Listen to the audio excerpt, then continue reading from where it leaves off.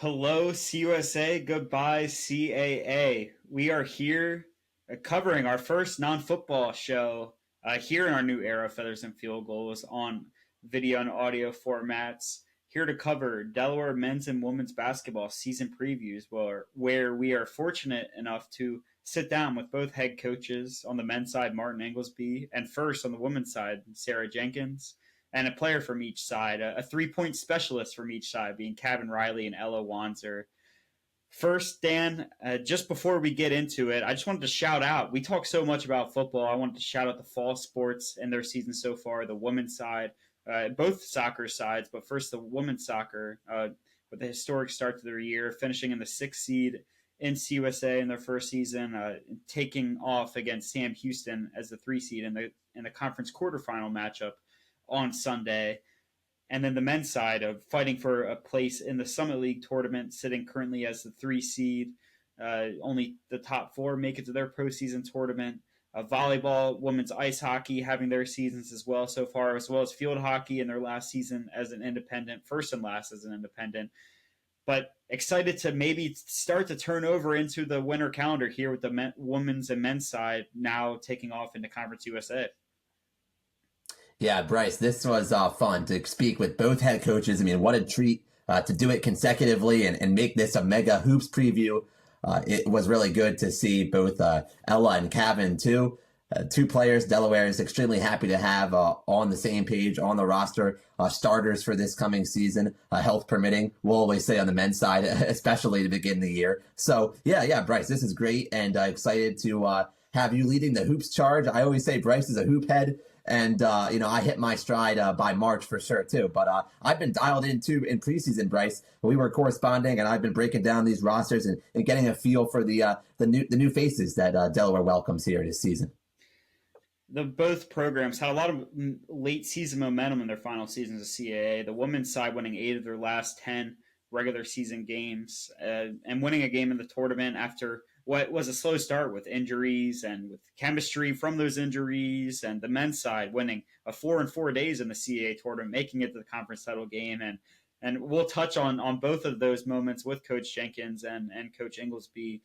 As you said, me as a hoop head, if you think from these past episodes, if you think I know what I'm talking about from a football perspective, I try to blend in. I definitely know what I'm talking about from a basketball side. So I'm excited to dive into learning about these two programs, because having to learn 11 different programs within this new conference, still a lot of new faces to learn from both sides. But the women's, after finishing the year 13-17 in their final season of CAA, are picked 11th in the conference. And the men's side, who finished last season after that historic run, they finished 16-20. So 2 seasons that both programs wouldn't call a success at all by any means, but both looking forward to getting off on the right foot heading into this new era.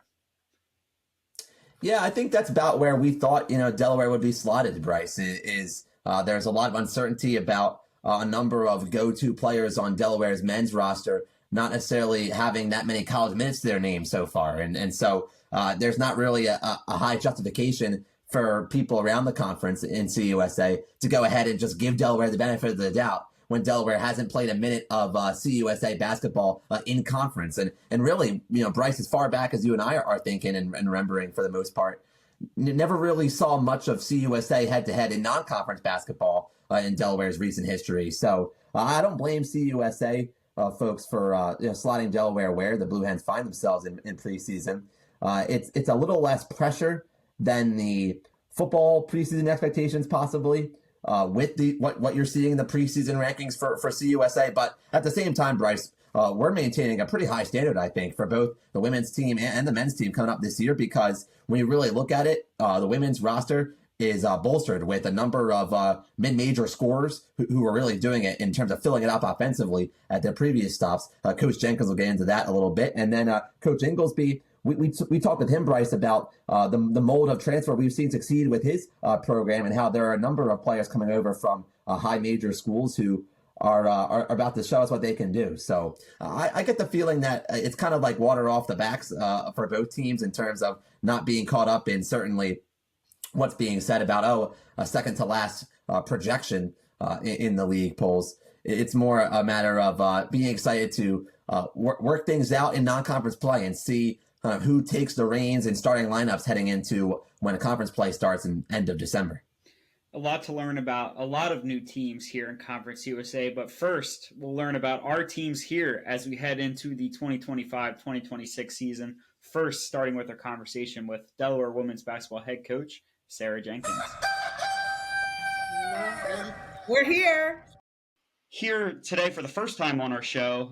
Super honored to now have Delaware women's basketball head coach Sarah Jenkins on with us. Coach, thanks for joining us here today before we tip off for the first time in Conference USA. Excited to be here. Thanks for having me. Of course. So a list of things we want to get to.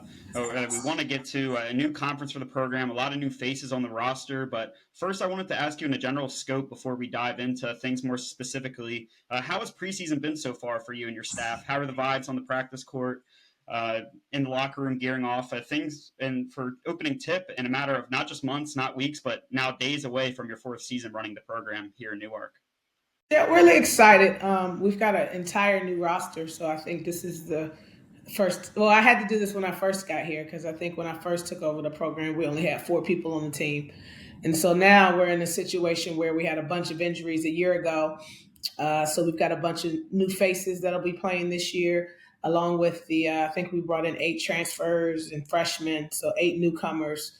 And we only have 2 returners that actually played big minutes for us. So, it's been a season of us just building chemistry and learning each other. And one thing I could say, I'm really excited about our group. They really like each other.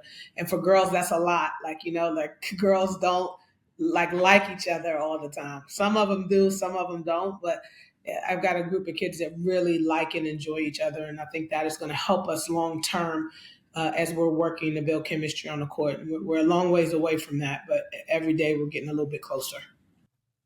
And Coach, it's great to see you once again and to see you in this format. Excited to be with you for this episode here. We'll primarily talk about this coming season in CUSA today. But before we do, quickly looking back at last season, you touched on the injuries your program dealt with. And it was a pretty high number in the front half of the season and really for the whole season in a number of cases, but had that slower start in conference play a lot because of that. And then getting hot later in the year, winning 8 of the last 10 regular season games, winning a game in the CAA tournament.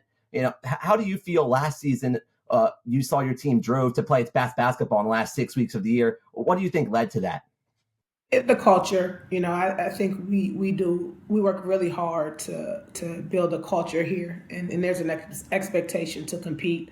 And as a head coach, I went into last year thinking that was going to be my year. I had 5 seniors who have been a part of the program for a while, and we had brought in some good transfers and some really good freshmen. And then everybody got hurt. And so it's like when you think it's going to happen for you, you never know what your story is. And so we really spent the year focusing on our culture. And I remember this very vividly when we played Villanova. We were down to 7 players, and one of our players broke her pinky in practice the day before Villanova. And had to have emergency surgery. And so we had to play Villanova with 6 kids. And I went into the locker room and I asked the team, I said, listen, we can forfeit this game or we can play it. And what do y'all want to do? And without hesitation, they all looked me in the face and said, we're playing the game. And in that moment, I knew that we had something really special with the group, and that as a head coach, you get a joy when you know like the culture you're building is starting to click into a line with your kids. And I think that was one of the best games. We played with 6 people all year. And then we get to January and we only win 1 game the month of January. So then I go from being really high on our team playing against Villanova to going in January and we only won 1 game. I know December we had to cancel a couple games because we got down to 5 players at one point. But, I attribute it to the culture. I think we have a really special culture here and we really, really work hard. They tell me I run them too much. But I think it builds a toughness with us that has helped us long term in the future of this program. And so if we can stay healthy, I need everybody to knock on wood. This wasn't wood, so I probably shouldn't have knocked. But, excited about our group and continuing to build the culture here. You talked about a lot of new faces, but the program does have two returning starters from last year's group in center Andia Charisier and guard Ella Wanzer. Charisier averaging nearly just under 11 points and over 5 rebounds per game in her sophomore season. Wanzer averaging just under 9 points and a steal and a half per game in her fourth collegiate season, first as a Blue Hen, but particularly in that final 10-game stretch that Dan alluded to, both of them saw their point total skyrocket. Charisier with over 13 a game and Wanzer getting close to 12 per game. How important are these two in instilling that culture, in turning over a lot of the roster and building towards the overall team success, getting more wins? In the earlier conference slate, hopefully, as we just knocked on wood, that everyone's around more to build on non-conference into the conference schedule. Yeah, I mean, everybody knows this. I think when you watch sports as a whole, most of the teams that win are the teams that have consistency, and it's hard, especially in this climate, to win without it. And so, the more consistency you have, the better off you are. And so, I couldn't ask for a better person to be a returner than Ella Wanzer, who exudes our culture and what we're building and what we want to do. And again, they understand what we're doing, and they understand our system and our strategy and our style of play, and can help articulate that to the new people. And so, I don't know where I'd be if we didn't have them. Like you know what I mean. I wish I had 5 more. Last year we had all those seniors who had been a part of it, and now we don't. We've got 1.5, 2, and so that's where we've got to. That's an area was going to be a growth area for us, right? And everybody knows that those things take time, and that's not a process that we can rush overnight. As much as I'd like to, and I want it to happen tomorrow, it's just a time thing, and we've just got to keep coaching them and keep pouring into them and keep building our culture. And when it clicks, it'll click. So we all hope it'll click at the right time, but you don't want it to click too early, and you don't want it to click too late. So. Getting back, other returners on your roster who are returning to the court, returning from injury this season. At least that's our hope to turn this around injury-wise this year. Thinking about Grace Sunback, who was such a key contributor in her freshman season in 2023-24, but missed all of last season with an injury. And then your freshman class from last season, Gianna Johnson, Trinity Vance, both missing the entire season with injuries. So you get those returnees on your roster, along with Jaya Perry, who contributed and got to play after transferring in from SMU, bringing back Arancha Portalaith as well. This group of returners, how do you assess them as a group so far? Who stood out? What are you looking forward to most about getting a chance to see more of these pieces, hopefully on the floor, although this is kind of a group of players that did see your culture that you talked about a little bit ago? Yeah, and again, they're good kids, right? And they really work hard to do what we're asking them to do. They were not key players, as we would say, where they played significant minutes, and now this year the roles for them could very well change in their contributions on the floor, just because of the experience that they have in being in the system and knowing and understanding. And so, again, for us, it's just about finding the right group of kids that play well. And I think everybody thinks they can be a coach till you really realize what it takes. And then you should be like, what was I thinking to do this? And so there's so many elements that go into coaching, besides just drawing up plays and telling people what to do. You've got to find groups of kids that play well together and that respond to each other and listen to each other, and hold each other accountable. And so that is what we're looking for. And we're trying to find a group of kids that can do that consistently, night in and night out. And I can say very, very confidently, October 24th, we ain't there yet. So we got a long way to go before we get there and figure out what that looks like and who's going to be playing those roles. And, if I had to tell you 8 people today that would play, I couldn't tell you, because every day it's different, because we have a lot of talent. It's just about how you get them to play well together. I think with a lot of new faces, Dan and I, of course, can only do so much in looking at their previous stops and looking at their stats and their box scores at the previous spots. And just before seeing how they fit in your system at Delaware, let's learn a little bit about some of the new faces. We'll start with the transfers. We junior guard Leigh Fantroy, who made the first team All-SWAC for Texas Southern after averaging over 13 points, 6.5 rebounds, and 2 assists per game. Junior Safi Kalibo led Niagara in scoring last season at 14 a game. And then sophomore guard Kendall Scott, who was on the All Big South freshman team at Gardner Webb last season, and who scored a 25-point showing in March, really showing improvement as a freshman at her previous spot. But then also junior forward Claudio Clement averaged nearly 7 points a game at Evansville last season. And then last but not least, a hometown return for Amaya Carroll, a Samford alum who you had to prepare against at Monmouth these last 2 seasons, but returns home to Delaware now. I know that's a longer description for each, and of course you're still learning how all these new faces connect with the returning group, but give us a little bit of how each of them have looked individually in their early showing so far, and how they, you kind of already got to how they are meshing with the group. It's kind of something new every day, but what are their styles of play like? I don't, if you, they're all, I am an offensive minded coach by nature. And so I'm naturally drawn to players that have offensive skill sets. And they all do. They all have an offensive skill set, and they have all demonstrated an ability to be able to score the ball. And that's why they're here and what they bring. Kendall Scott's important to us because we haven't had a point guard here in 2 years. And so that has been really hard to deal with. And so, we've got her and our freshmen as point guards who play that position a little bit more naturally. And so we were missing that. We've been missing that. So really excited to have that. And they both have an ability to score.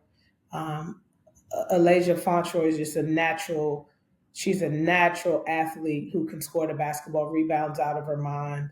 And I think Safi could be the defensive player of the year in our conference. I mean, she averaged almost 3 steals a game at Niagara. One of the best on-ball defenders I've ever seen in my life. And so she is, we're really excited about her. I am excited about all of our freshmen. Claudia is a great defender at the 5 spot, very athletic, moves well, block shots.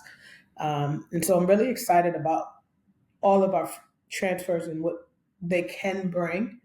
And we're just working on the consistency of being able to do it every day.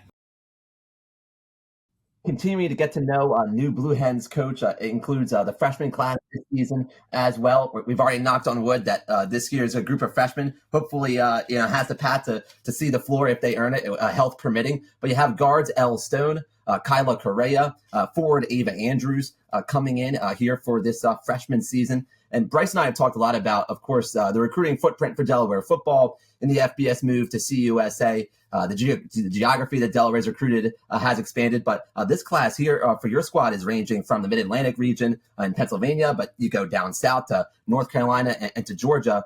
Similarly to how Bryce had you walk through the transfers, what are your highlights for each of the freshmen? I guess it's a hard question to ask because they haven't played college basketball, so we're looking for you to gas them up before they even get the chance to prove it. But what does stand out as far as what you saw in the recruiting process with those players? I think we've hit home runs the last 2 years with our freshman class. I do. I think we've got some really talented freshmen who have the ability and the capacity to play valuable minutes early. And they're all very, very skilled. I will say that as they're very skilled and they do what they do well. Ava Andrews could dunk. So she may do it, one day. I don't know. Don't tell her when you see her, tell her you want to see her dunk. If you tell her you'll give her like $20 for dunking, she might do it. She's got to do it for $20 though. Like, I don't know. Okay, sounds good. But she, so we've got a good, we've got a good group of kids that are talented. We just, like I said, it's just a matter. When you're a freshman, you just don't get it. When there's just stuff they don't get and they don't understand about this level. Because when you get to this level, everybody's talented. Everybody does things well. And so the freshmen have to learn that. They've been the best. The freshmen we have were the best players on their teams for 4 years, not one. They were the best players on their team for 4 years. And so, they're learning that college is different and the physicality and the pace is different. And the level of retention is different, and that's where a lot of freshmen struggle. There's a lot more they have to retain. When they're freshmen, they just throw the ball out and go. And they're not really coached to retain a lot. So they have to, a lot of things they have to retain as well. Thinking about the freshmen learning the collegiate level, now Delaware having to learn a new environment in Conference USA. Conference USA for years has been one of the strongest mid-major basketball conferences for the women's side. What kind of opportunity is this conference change for the program? And last year, having 4 programs in the net top 155 with Missouri State's addition, a really solid program, including Delaware joining the conference. But we got to the new additions, but did you see an increase in interest around the program leaving the CAA heading into Conference USA this offseason? I'll be lying if I said we did just because of the conference change for us. That's not, it hasn't, allowed, given us more interest. And at the end of the day, like what's going to drive attention for us is winning. And then we have to win. And that is, the bottom line. Last year we were in the CAA, but a lot of people were talking about us because we had won 8 out of the last 10 games. And in college, that's hard to do. But people were only talking because we were winning, And so that's for us what's going to bring the attention to our program and what we're doing. Conference USA is a good league, though. The top of the league is really good. I think the bottom of the league is comparable to the CAA, but I think the top of the league in Conference USA is really good. And so our goal is we want to be at the top of the league and be able to compete with the top of the league. And so that's what we're working towards. Hey, Coach, if I can, Bryce, I want to follow up with Coach real quick on particular personnel again, getting back to on the floor. Having Andia Shricia back at center and then also having Gianna Johnson at center, that feels like a particularly important combination to have heading into CUSA, having that presence at center down low. Yeah, we need it. We need it. We we only had one of everything. I was like last year, we only had one post player. Well, we only had one of everything last year. So. Yeah. We're excited. Again, it's always difficult to sit out for a year. And I think people put a lot of emphasis on the return of players because we're excited because they're coming back. But the reality is they're coming back. They haven't played in a year. And it's hard when you do that to meet the expectations that everybody has because you don't really look that good when you come back. And everybody's timeline on how long it takes them to get back is different. And so that's going to be something, and that's something that we're dealing with right now with all of our injured players is they haven't played in a year. Trinity Vance hasn't played in 2 because she tore her ACL out of her high school season. And so, it's going to be that, like, getting back into the swing of things. Their timing is off. Their strength is off. Their speed, their pace is off. Their flow is off. And, for everybody, it takes a different amount of time to get back. I'm excited to have the bodies that I'm really going to be excited when everybody gets back and feels comfortable in their own skin and doing what they do well and getting back to full capacity. And we've got some time before that happens for us, just with everybody trickling back in from these injuries. I was looking quickly at the roster. Ava Andrews, 6'1", said you can dunk. Gianna Johnson at 6'5". Is she close to dunking too? Can she get up there and slam one too? She's a legit 6'5", so she's not the most athletic human being that we've seen here. So she'll block a lot of shots. Dunking, that's probably going to be a hard no. Well, Coach, thanks so much for joining us here to kick off the season before you guys tip off yourselves at home against Bloomsburg on Monday, November 3rd. An exciting year ahead for the program with a lot of new beginnings, a lot of new faces. So thanks again for joining us here to break down the roster and schedule ahead. We look forward to the season ahead for you and your program, and best of luck in the year ahead, Coach. Definitely going to find some wood to knock on that the Hens can stay healthy as we head into the first season of Conference USA. So looking forward to seeing you in the Bob this winter, and thanks again for joining us. Anytime. Anything for my man, Dan. Dan's my guy. I'll do anything for Dan. Nice to meet you, Bryce.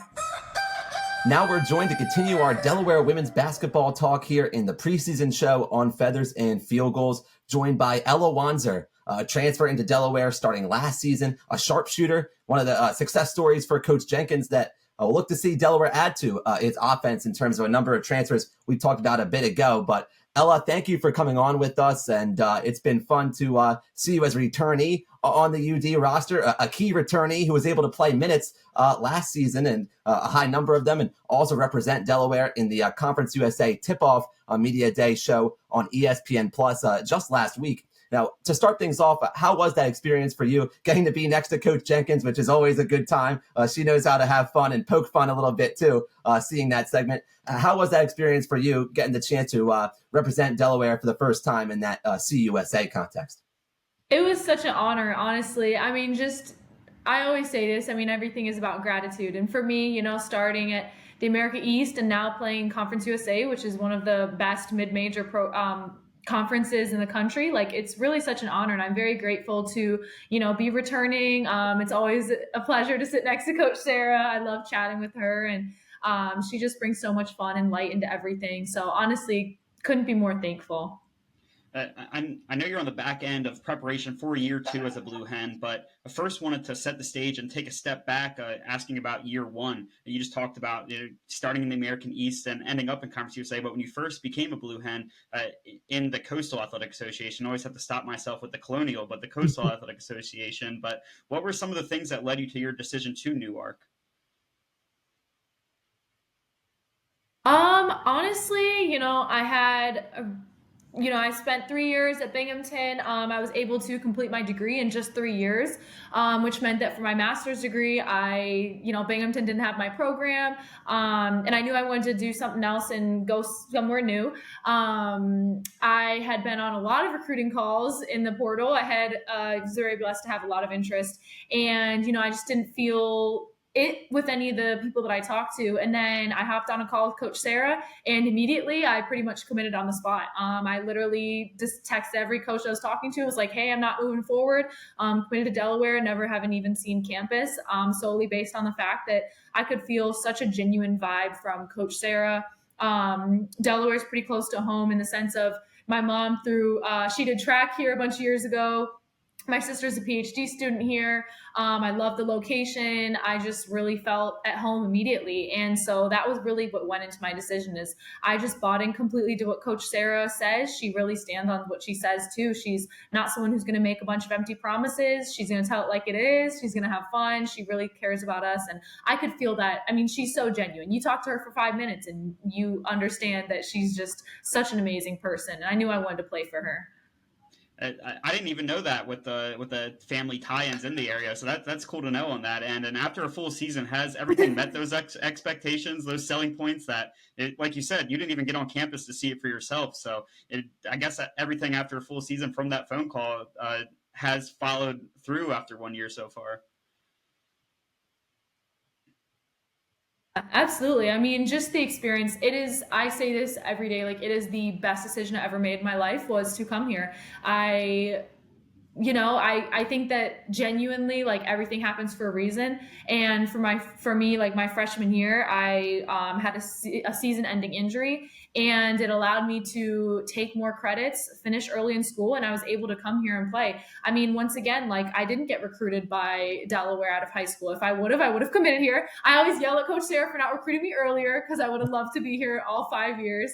But I am so blessed to even just get the 2 years that I have here, because it is truly an amazing place to be. I really, appreciate the area for as much as I possibly can. I've taken the train to DC. I go to the beach all the time. I'm making a lot of connections here. The resources that we have at Delaware is just unmatched. It is unbelievable the amount of connections that Coach has has allowed me to meet, as well as all the resources we have here. I love my program. I'm a fashion master student. The fashion program is very renowned in the research community. In the fashion community, we've contributed a lot of research and advancements, specifically from our department. So that's something that's really, amazing to be a part of as well. So ultimately, it's really has stood on what everything was promised, and even better than I could have imagined. Honestly, I fell in love with basketball all over again. So it's a great experience. Well, Ella, I remember the Delaware transfer commitment you made and seeing it on Twitter and the rest, and looking at the video and saying, three-point shooting on the way in the best of ways. And in your first season as a Blue Hen, you led the CAA in three-point shooting at 36% from beyond the arc. As you head into year 2 at Delaware, what are you looking to do in terms of building on and making improvements? What's the strategy to make the improvements that you'll need in Conference USA? And the team will be looking to you as a leader, it seems like, for sure. Yeah, absolutely. I mean, number one, 36% is not good enough for me. I think my highest was 38% in my sophomore year at Binghamton. So for me, getting back to my goal is 40%.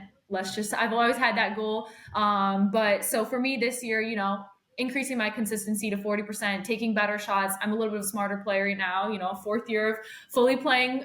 So I think that I know a little bit about, what I can do. I've also grown my game a lot in the off season. Coach P has helped me advance to be more than just a shooter. I think that this year I can show more to offer. So that's exciting as well.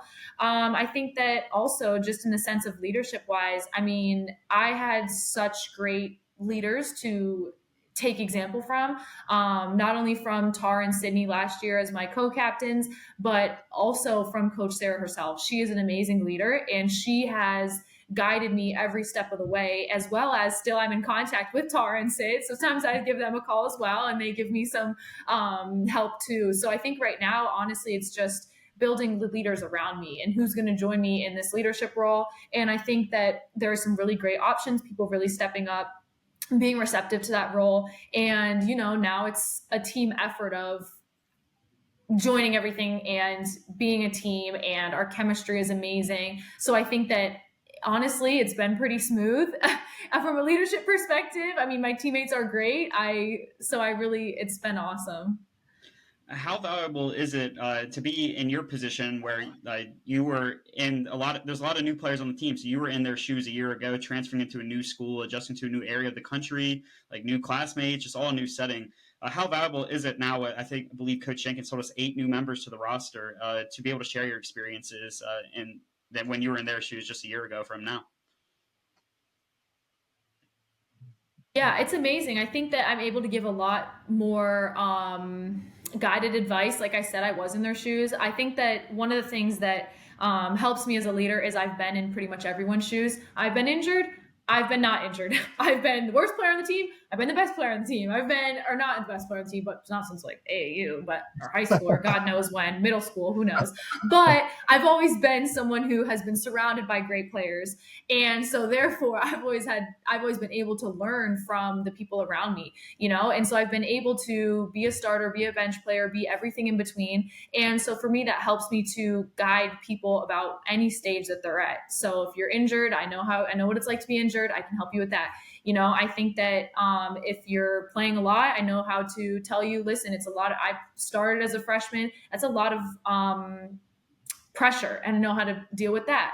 So I think that that's where the value comes in of like being able to help everyone at every stage of where they're at, and being able to say, hey, I was here, I've been here, I've done this, let me help you. And so that's one of the things, is that's always like that thing of like blessings, and eventually it comes back around, and it hurts in the moment being injured, or it hurts not getting the playing time you want at some points, but then at the end of the day, like you're able to turn around, give it to the next person, help them out. For me, being a transfer, I mean, the transferring here was really easy in the sense of they were just amazing, and I fit in right away, and I felt welcome right away. And that's what I think all of the transfers feel.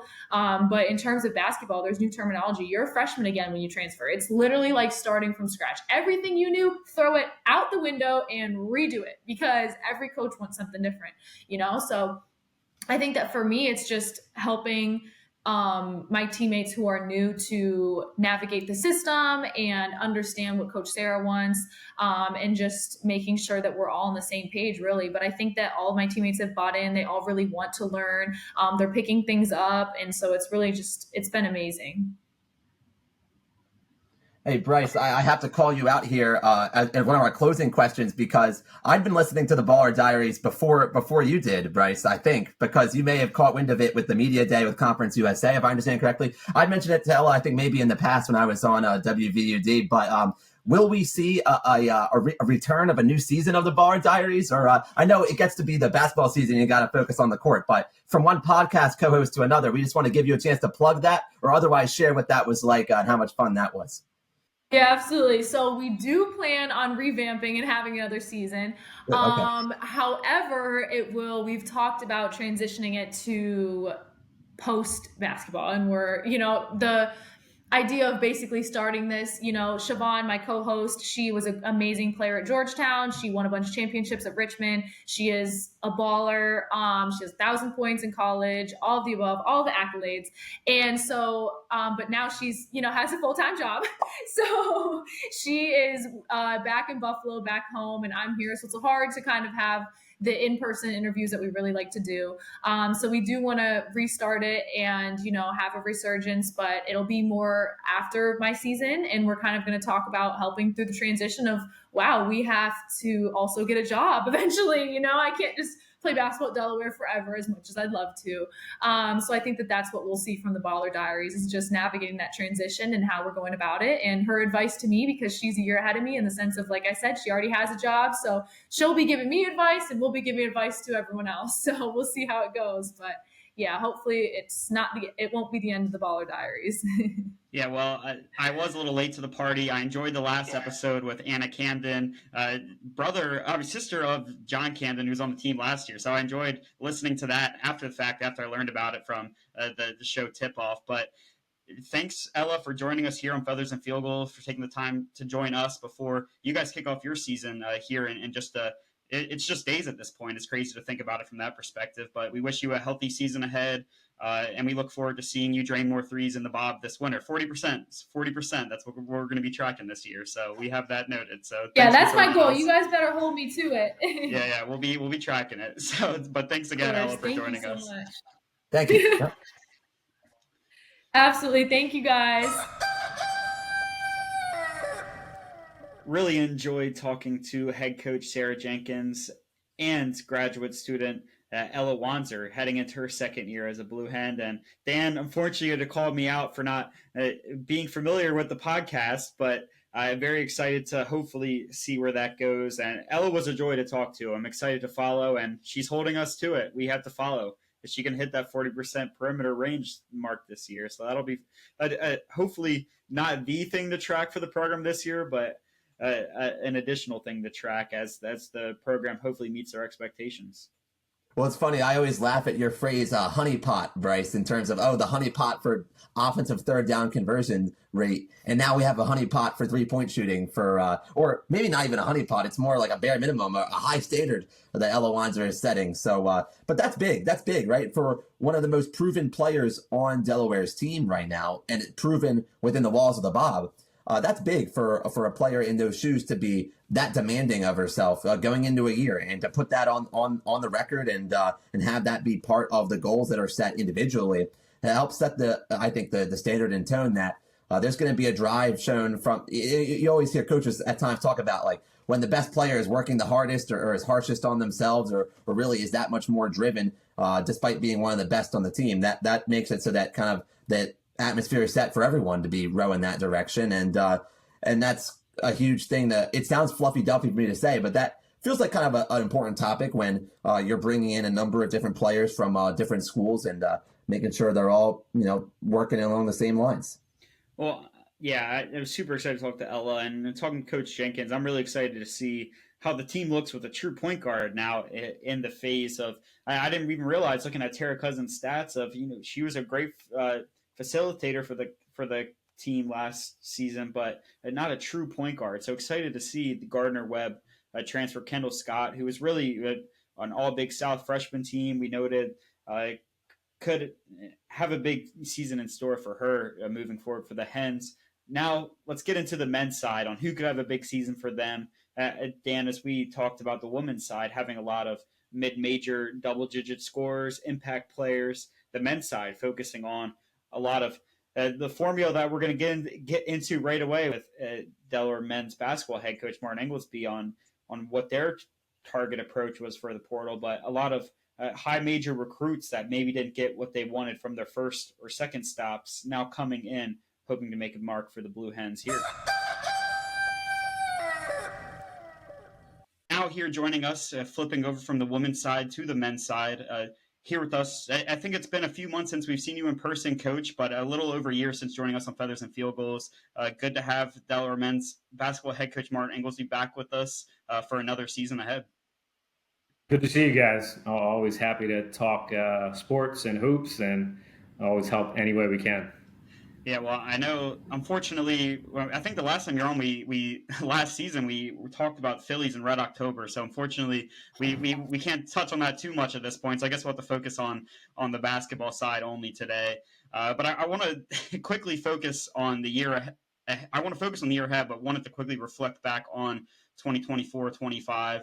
Of course, last year wasn't what you and your staff would have wanted from a full season scope in the final season of CAA.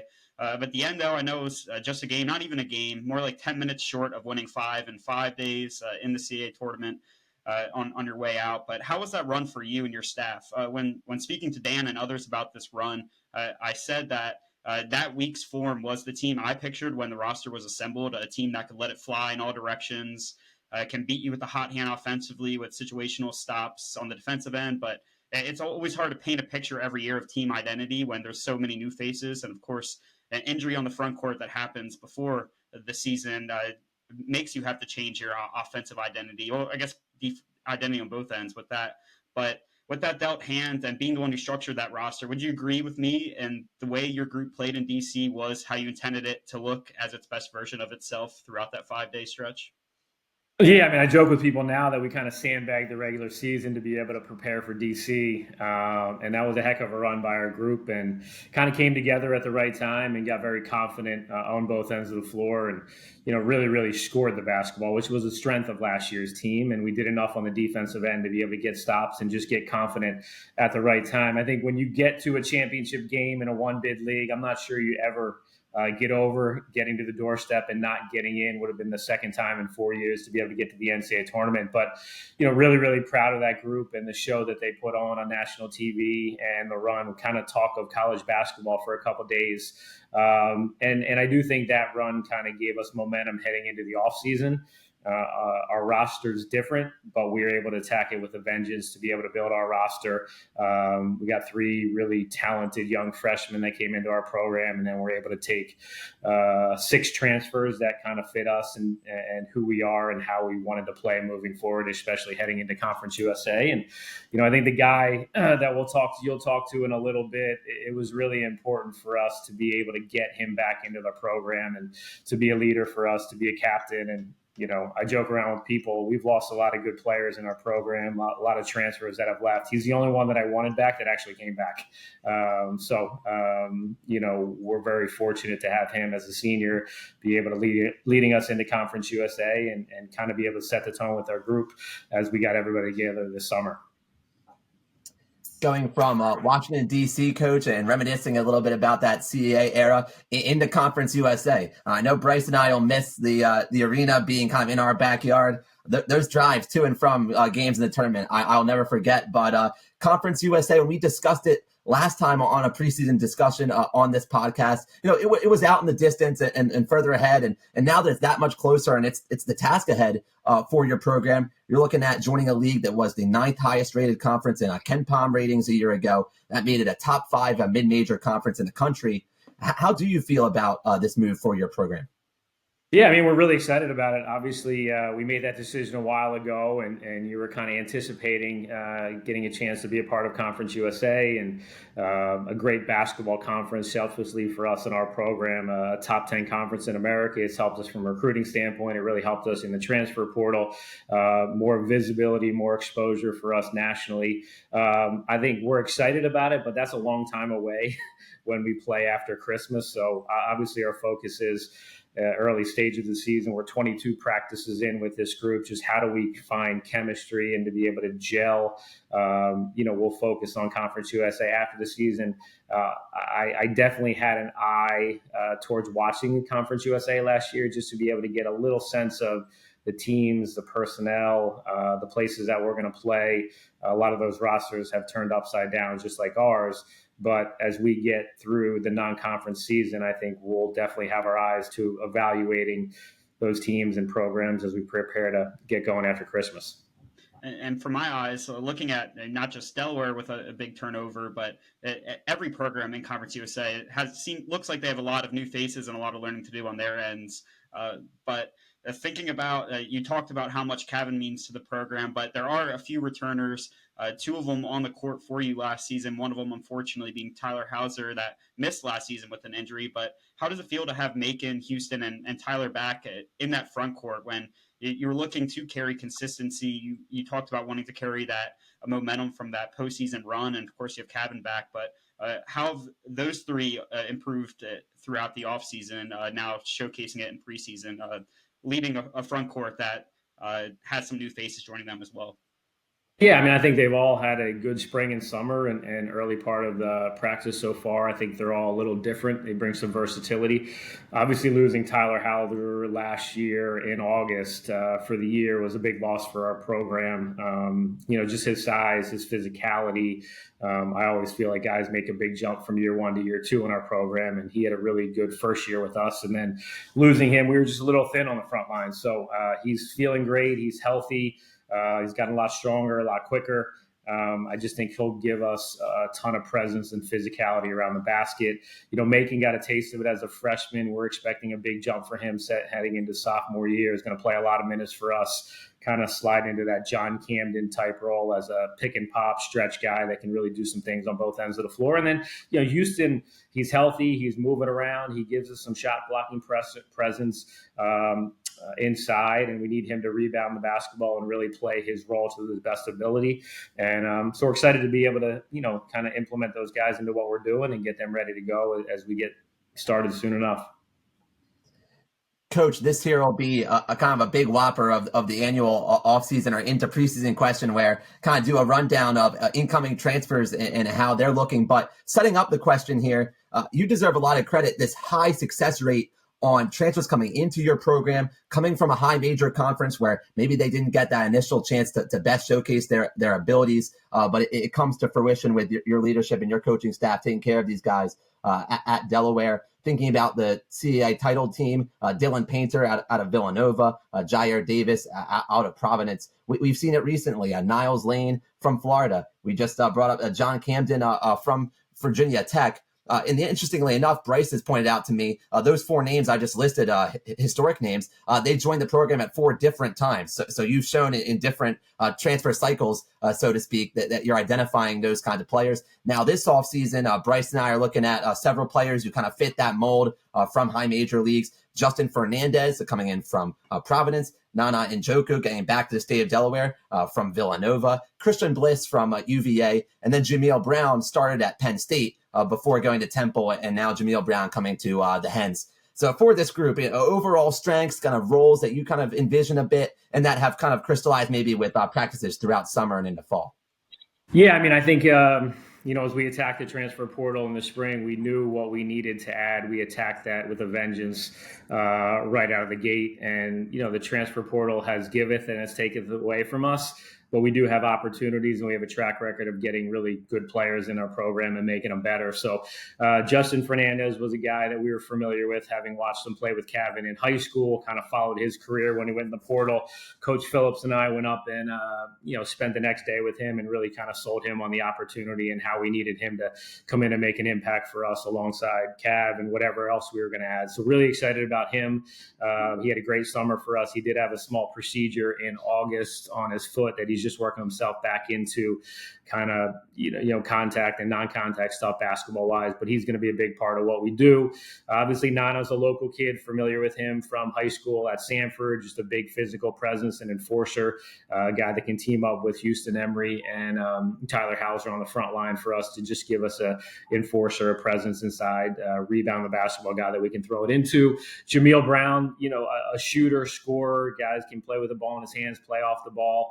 I think a guy that maybe hadn't got the opportunity at his previous 2 places that just come in and will give him a lot of confidence and hopefully be able to perform at a high level. And Christian Bliss is a guy that, kind of an old school point guard, run the team, cerebral guy, quarterback out there that gets everybody involved. A guy that's been in college basketball for 2 years, just hadn't got the opportunity at Virginia. So a lot of new pieces that are are coming into the program that, we're trying to develop and mold into a team and develop that chemistry and synergy on both ends of the floor. But they're talented guys. We've had great success with high major guys coming down to our program with an opportunity and a staff that really gives guys confidence. So I'm excited to see them continue to progress. And, again, we're getting closer and closer to the start of the season and the opener against Bucknell that, they've made great strides so far as individually and collectively as a group. There's other additions to the group that Dan mentioned. Bona Kebi from Memphis, who redshirted last season for them, a really solid program that is in an American conference that's really strong. But Memphis, of course, we see as in March Madness every year. The same Lance Piper at South Carolina being a first-year walk-on in an SEC program, and then adding a trio of high schoolers: Mason Ellison, Jaden Taylor, and later in the cycle, Alex Kazanecki from Ohio. In a similar fashion as the last group, talk a little about of what you've seen from each of them so far joining the program in Newark this offseason. Yeah, I mean, Buna's a kind of a versatile forward. He's got great length. He's got some skills to be able to step out and shoot the basketball. He battled against Memphis's front line all year last year, so he's a guy working back right now from some injuries, but we expect him to be available in the near future to be able to shore up our front line. Lance is a guy that can really stretch the floor. He's going to be out a little while with an ankle injury, but a skilled guy that can really make shots, and very excited about our freshman class. I mean, Mason Ellison is a guard that we track for a really long time. We expect him to be able to make an impact very much like Isaiah Pasha did last year, a guy that can play off the ball or play with his ball in his hands. Jaden Taylor is a kind of a bouncy, springy forward that can rebound, block shots, get out in transition. He's kind of learning our offense and learning what we're doing on the defensive end. I think he can make an impact with his athleticism and energy with how he plays. And then Alex Kazanecki is a guy that we took late, comes from a great, highly respected high school program in Moeller that just has gotten better and better each week since he's been here. He's a guy that shoots the basketball at a high clip. He's getting better with the ball in his hands. He competes. I'm really, really excited about his future and all those young guys in our program, guys that have a chance to make an impact as freshmen. Coach, getting into the theme of identity, or it's easy to talk about in October. Oh, the team probably looks like it'll play like this style of play, and if this works out, it'll all be exactly as planned. So I know it's early, but with the new faces we've just discussed, do you have a sense of whether maybe the style on both ends will look any different? We know on offense last season you guys played at one of the fastest tempos in the country, and that was fun. Certainly when it was clicking in DC. We haven't seen everybody gel so far, of course, in the regular season just yet, but it seems like you might be able to play a deeper rotation this year as long as health holds up. How do you see those factors all playing in to start the campaign? Yeah, I mean, I think we will continue to be who we are on the offensive end, right? A very unselfish group. We can stretch the floor. We can make shots. We can score it in a variety of ways. We're not going to reinvent the wheel on the offensive end. But I think our focus has been, we got to get better and be more consistent and tougher on the defensive end. And that's got to be an area where we hang our hat and be tougher and more physical. We got to be able to rebound the basketball. We played a little smaller last year. I don't think we'll play this as small as we did last year. So, just trying to be more consistent and more dependable and tougher on the defensive end. So I think our identity is a work in progress. We're trying to figure that out. We've been a little disjointed with some injuries and guys being unavailable so far. So we will work through that through the early stages of the season and trying to put these pieces together. But I do think when we have everybody together, we got a lot of ways we can play, different styles of basketball that we can play, that we can kind of evolve into as we go through the season. So I'm not sure that's the answer you're looking for, but I do think that's something that our coaching staff has talked about, is when we get everybody together, we got a chance to do some special things with this group. And if we can stay healthy, we got a lot of different ways to play. A new addition to the coaching staff this offseason as well, someone that you have history with in South Bend, and Anthony Weish. How has his addition been to the program and to your staff so far? Yeah, I mean, I tried to hire him a couple years ago. We finally convinced him to come this way. He was in the Midwest for a little while at ND and a couple different places, but couldn't be more excited to have him in a program. He's experienced. He's been at a couple different places. He was my backcourt mate at ND for 2 years. Kind of showed me the ropes when I was a young freshman and sophomore, playing in the Big East. But he's been really, really good. He's going to have a chance to run his own program soon enough, but just an experienced guy that will really help us on both sides of the basketball. Our guys have gotten to know and respect, and he's brought great energy to practices and to our program since he's been here. One last topic to wrap up on, Coach, is non-conference. Starting the year with non-conference, we probably didn't do a good enough job, Bryce. Let's dig into non-conference. That's what's up first for Coach. But it seems like every year since going back to like 2019, like Bryce's freshman year, to date Bryce a little bit. You guys have played an MTE in November, and you do so again, another multi-team event this year against two solid mid-major programs in Southern Illinois and UNC Greensboro. Got a trip out to BYU and then locally to George Washington as well in notable non-conference games. Get those home and homes as well regionally this season, while continuing those series with Ryder, Iona, and St. Peter's. And then, of course, another opener against Bucknell, which we're used to seeing the Bison to start the year. So that's fun to see that return. Another interesting one that really stands out is Cal State Northridge being able to get added to have a home game at the Bob, which I think is big, a good thing to see.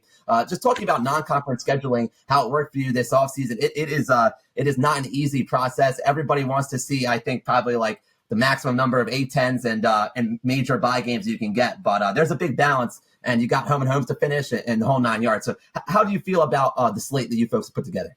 Yeah, I mean, I think it's well-rounded. We get the neutral court games in Jacksonville, which kind of prepares us for what it will look like in the conference tournament. Playing two bye games in BYU and GW, which will challenge us out of the gate. Scheduling is not an exact science. It is as challenging today as it maybe has ever been for us in this program, trying to get guys to do home and homes or to be able to get neutral court games against good teams. Again, you got to get two teams to agree on a date, which can be challenging. So, but I'm happy with where we are. Gives us the balance between, some home games, some true road games, some neutral court games that'll prepare us for Conference USA. It's a little different this year. We only had to schedule 11 non-conference games because we played 20 league games. In the CAA, we were 18 league games and scheduled 13 non-conference games. So maybe a little easier, but we had some repeat games that we had to get back on the schedule, and got a heck of an opener at Bucknell, a really good Patriot League team. They got a good returning core of guys, so to be able to go on the road opener will be a great challenge for our group. Before we close this out, Coach, just wanted to also give you a shout out a few weeks ago being officially inducted into the Archbishop Carroll High School Hall of Fame. So a big congrats to you and that honor. That was really cool to see. I believe it was late September, early October that happened. So congrats to you on that. Yeah, I appreciate that, guys. It was a fun night. A lot of my teammates were back. It was a great celebration. Like I said, it was more about them and our team than it was about me, but obviously great honor, and especially back into Carroll and everything that place has meant to me. Well, thanks again for joining us here at Feathers and Field Goals to help break down the roster. I think we touched everyone on the roster and schedule ahead. We look forward to the season ahead for you in your program. Best of luck, and looking forward to seeing you in the Bob for that first home game against Wilmington in just a few weeks. Yeah, well, I appreciate it, guys. Always good to see you, and we'll see you soon enough. Continuing Delaware men's basketball talk here on Feathers and Field Goals. We're very fortunate to look forward to the 2025-26 season with Cavan Reilly returning to Delaware here this season. And Cavan, it's like the obvious, low-hanging thing to ask, off the bat, right out of the chute, which is we don't see as many times in the overall landscape of the game in Division I. It isn't anybody's fault per se, but just you don't see someone remain at one place for 4 years a ton of times. We saw you test the waters a little bit this offseason, as you should. I mean, you see people need to do it, but then you decide to come back to Delaware, sticking with Coach Ingelsby. The question being, why Delaware, and what does this place mean to you? Yeah, for sure. First off, I would say I think just a lot of people today in college basketball run from good situations. and kind of like chasing the next best thing. And I think for me, I've been here for 3 years. I love the coaching staff. I love the school. And I thought just finishing it off here with Coach Ingelsby was something that meant more than some other stuff. And I valued that a lot. And I thought we could just build off last year, and I wanted to finish it off here. So that was really it. I think it's an easy thing just to say that sometimes the grass isn't always greener. And you see that for a lot of cases when there's so many people entering a portal environment every offseason. And then, it gets to the point where the grass isn't always greener at the next stop. But thinking back of your 3 years so far in the program, your freshman year standing out as a perimeter scorer. But last year, I think a huge step in showcasing your ability to become a 3-level scorer at the collegiate level. What did you work on thinking about this offseason heading into year 4? What did you work on this offseason and tuning up at your game to elevate even more? Yeah, so I played a lot of minutes last year, so I thought, first of all, I was just working on getting my body right this summer. I spent a lot of time in the weight room and a lot of time just rehabbing and getting my body fully healthy. But I think just overall, all parts of my game, I think I definitely showed more parts of my game last year. And I think this year with an even bigger role, I could really just show stuff that I really haven't been able to show. And I've just been working on all aspects of my game. A lot of the preseason talk over the years has been about, at least when we're talking to returning Blue Hens like you, Cavan, is looking at how are things gelling and how is it getting used to a new group of guys in the roster. But since that's happened a few times now in your time over years in Newark, it's nothing new, I guess, right? I mean, but it's a new set of people still to get to know. How has this incoming class been in your experience getting to be in practice with those guys? Yeah, definitely. I mean, you guys know how it is. You get brand new faces now every year, but the past couple of years, I think this year in particular, we've got a well really long on and off the court. Everyone really likes each other, and we've been able to form relationships with each other. And honestly, coming into the year, obviously, we needed a lot of new guys. We got 6 transfers, and there wasn't many returners, so I didn't know how it would go. But everyone's got along really well, and I think the more we play together and just more time we have, we're just going to continue to get better. I didn't realize when we had Coach Ingelsby with us that he said when looking at Justin Fernandez as an add to this program that they're familiar with him from playing high school with you in the past. So I'm guessing that you do have familiarity with Justin. I was trying to look at both bios, but quickly between our talk with Coach and our talk with you. But if familiar with Justin, how has it been to play alongside him? And I'm guessing adding that second person alongside the perimeter to hopefully give you more room for more open looks this year. Yeah, no, that's my guy. I've known Justin since freshman year of high school, 8th, 9th grade. So we've been playing together. We played together in AAU for DC Premier, and that was really fun. And I thought when he was in the portal, I was texting him a lot, telling him that we should reunite and stuff. So I think it's going to be really fun playing with him again. And I love the way he plays. I think we're going to play really well together. So I'm excited. This has to be a tough one to answer too, but we'll give it to you because you've been doing this for a while. You've been answering questions for a while. It's that anybody standing out to you in particular in practice so far. I mean, I guess it's hard to spotlight 1 or 2 players before the game start and all those kind of things, but anybody's efforts in particular really catching your eye or somebody that we should really be looking for to start the year that maybe people haven't gotten to know yet. I think 2 guys that stood out to me. One was Macon, obviously a returner. I think he's taken a big jump since last year. Just added a little weight, and he's got more confidence. So I think he's going to have a big year. And then I also think Alex, our freshman Alex, I think he's kind of a quiet kid, and you didn't really know what to expect, but he's been doing really good in practice, and he's brought energy every day, making shots at a high clip. So I think he could be someone who bursts onto the scene this year for sure. Alex Kazanecki, that's a last name I had to make sure I had right before speaking out loud the first time. Now moving to Conference USA, of course, you're going to be expanding to playing in new areas of the country that maybe you haven't before. Does that excite you? Are you excited to transition from CAA now to members of Conference USA? Yeah, definitely. I think being able to – it was kind of cool because, obviously I didn't transfer, but it's almost like I did, having a whole new schedule, playing new teams and everything. So I think being able to travel to new places and playing against teams that I would have never played before, I think is going to be a really cool experience. I also think just a new change of scenery, like you guys were saying, the conference tournament. I think it's in Alabama this year. It's just going to be a cool new environment to be in.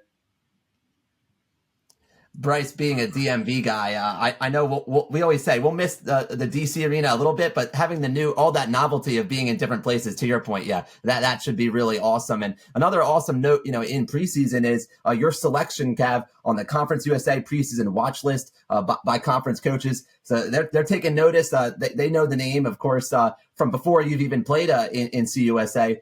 What does that mean to you? Is that a bit of a feather in your cap, or how are you kind of carrying that into this season? Yeah, I thought it was pretty cool to get recognized, but I've never really been too into all the awards and stuff like that. But I thought it was definitely cool to be recognized by other coaches. But I think as a senior, I want to win a championship. That's the main thing. I feel like just because we got a little taste of it last year, I definitely want to go out with a ring my last year for sure. I totally forgot to add this in our notes beforehand, but something I wanted to ask you was just in that last CAA tournament in DC, just falling a game short. Of course, the regular season didn't go the way that you and your teammates would have wanted, but in postseason play, winning 4 in 4 days, and really battling against UNCW in that last game, and just falling a possession or two short at the end. But how was that experience for you in that conference tournament last season? Yeah, it was definitely crazy. I mean, I'm from DC, so I had people coming to the games, and they're like, "We didn't think we'd be coming for 5 days in a row," but it was a fun experience, and I think the energy in the locker room and just what we were able to do was super cool. And obviously, we fell 4 points short, but it was a good run for sure. Have a quick follow. This probably won't take you too long to answer, but maybe it will open up a can of worms in a good way. Thinking about all these new places in Conference USA and new venues to play in, is it overestimated or overstated sometimes getting used to new arenas and the sight lines, or what it's like to shoot in a different venue? I mean, the court is the court, and the basket's the basket, and it's all regulation. But just thinking about how familiar you got to be with all those places on the road in the CAA, those road environments in the CAA down in Wilmington and Charleston, and now it's also brand new going across CUSA. And is that kind of just not that big a deal, or will it kind of be a change to be on the road for some of those first games in Conference USA on the road? I think, yeah, you definitely get used to certain gyms playing there for 3 years in a row, but I think as a basketball player, you're able to adapt, and I think if you're really looking at the backdrop or like the way stuff looks, I think that's a little overrated. I think we'll be good for sure.